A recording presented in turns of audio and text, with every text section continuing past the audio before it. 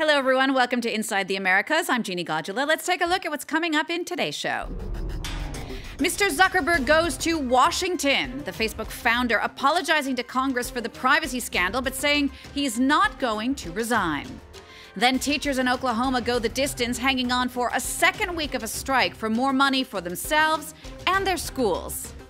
And we'll take you to Little LA, but don't be fooled. That's the name of an area in Mexico that's home to thousands of deportees kicked out of the United States.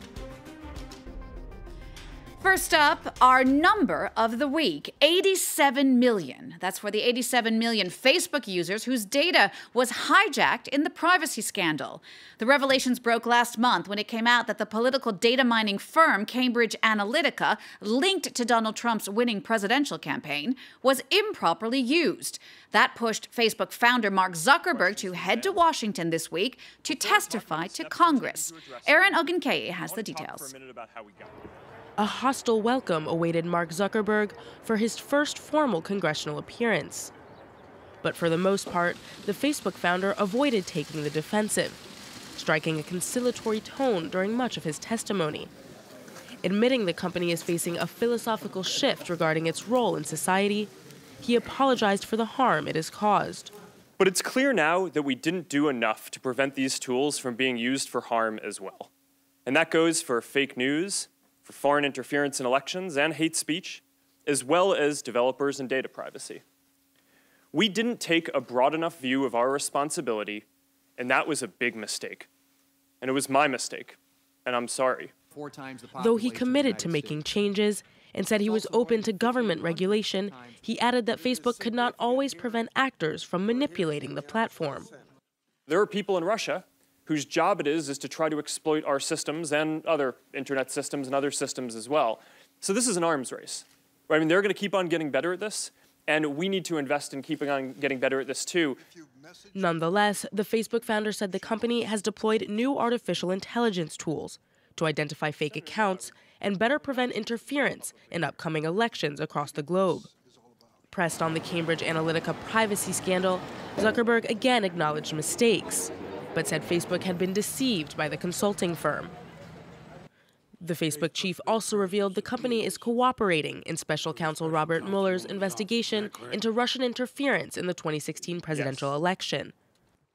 Also in the U.S., Oklahoma's two largest school districts continued their strike for a second week, demanding more funding for public education.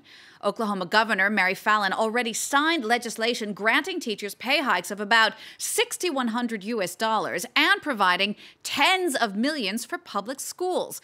But for many teachers, it's still not enough. Catherine Clifford reports.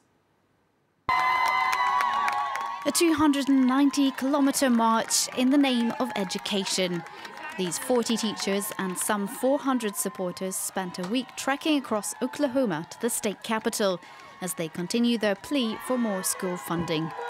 If we can get some education funding, we can fund everything we need to get these kids to the point they need to be successful and make the next generation great. Oklahoma is in the bottom 5 states for spending per student. Teacher Scott Teal knows all too well. His history classes take place in a dilapidated outbuilding where termites have eaten away at his chalkboard. These are the old textbooks. 07. There's no money to replace old and overused textbooks. The state's teachers are also the worst paid in the U.S. Scott earns $2,500 a month after tax, and that's with 25 years' experience. A rookie Oklahoma teacher can almost qualify for food stamps. We can almost qualify for government assistance. To boost his income, Scott also coaches the football team. And after the leaving bell rings, he heads to work as a real estate agent. I am working my second job. I'm putting out a for sale sign on a house. When teaching becomes too much of a job for me instead of having fun and being around the kids, that's when I'll get out. And it's becoming more of a job the longer that we have these budget cuts.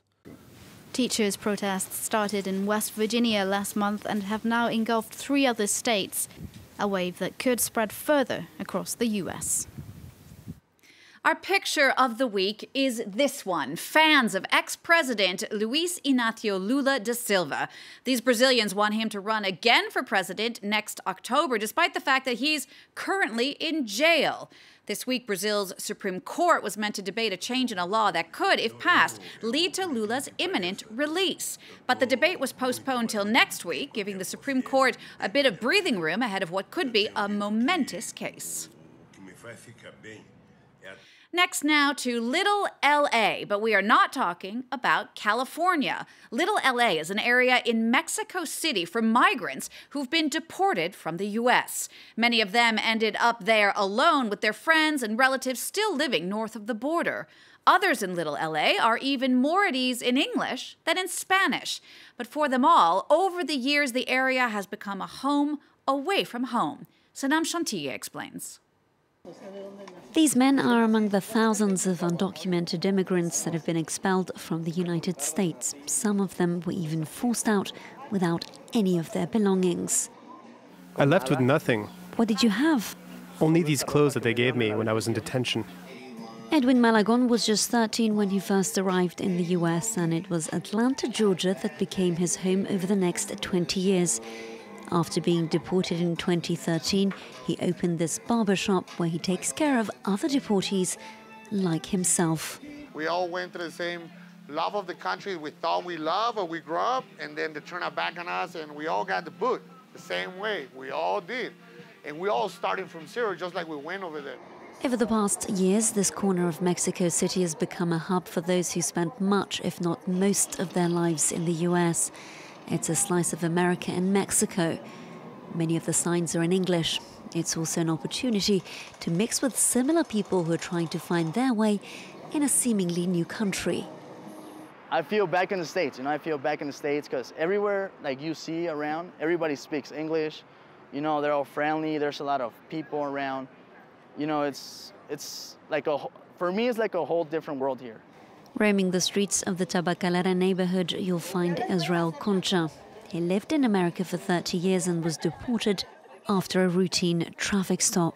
Now he devotes his time to helping others who return to Mexico, either voluntarily or by force. This isn't Little LA because people are from California, nor do we want to Americanize this city. It's just the idea that binational people can support themselves and create their own opportunity. Israel hopes a new deal to help deportees get financial help to open new businesses in Little LA could be just a small slice of the American dream. We'll leave you now in French Guiana. This week marked 50 years since the Kourou space complex there launched its first ever rocket. That launch was a milestone in France's path to becoming the world's third biggest space power. And Kourou itself has come a long way from the tiny village it once was in 1968. Luc Schrago has more. 3, 2, 1, top. Every launch at the Kourou Space Center starts the same way, with 1,500 technicians holding their breath and hoping for nothing to go wrong. This despite the Ariane heavy lift platform's reputation as one of the most reliable space launch systems in the world. Kourou's location in French Guiana helps too, but it wasn't always a sure thing. Once France pulled out of Algeria in the 1960s, a new site needed to be found where it could launch its Veronique rockets, based on the German wartime V2. The southern town of Montpellier was on the shortlist, as was Tahiti. But General Charles de Gaulle had other ideas. You, the people here. France is with you. The greatness of France in Guyana. The choice was mainly a technical one. Being near the equator, we benefit from the speed of the Earth's rotation. We don't need to increase speed because geography does that for us. It's also secure. The sea is to the north and east, so we can launch over uninhabited areas. There's a climate factor too. No extreme temperatures, hurricanes or cyclones. Kourou, previously a village of 365 people, saw massive development, from hotels and restaurants to labs and workshops. Finally, in April 1968, the South American jungle saw its first ever launch. 20 years on, and Kourou became a joint European venture with the Ariane rocket, a program that's seen massive success and little in the way of failure. The last one dates back to 2001, a test launch that blew up with no payload on board. Kourou is also renowned for its security. 500 soldiers handle that side of operations, on the ground, at sea and in the air. The site's still expanding too. Russian Soyuz rockets already launch from there, and there are also plans for the next generation of Ariane launchers to be reusable. Well, that's all the time we have for this edition of Inside the Americas. We'll see you again next week for all the news from north to south.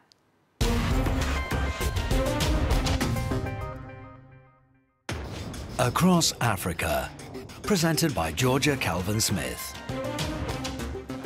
From North to South Africa, from Bamako to Nairobi, from Accra to Mogadishu.